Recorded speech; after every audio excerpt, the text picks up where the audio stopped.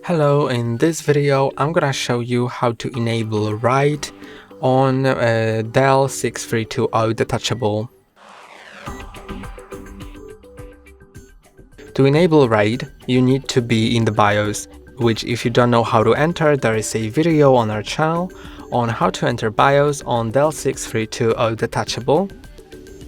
Then go into storage, and at the very top you can see the SATA NVMe operation, and you can set it to disabled, so all integrated storage devices will be disabled. You can also set it to AHCI/NVMe, so they will not work in normal mode, or you can enable RAID by clicking here.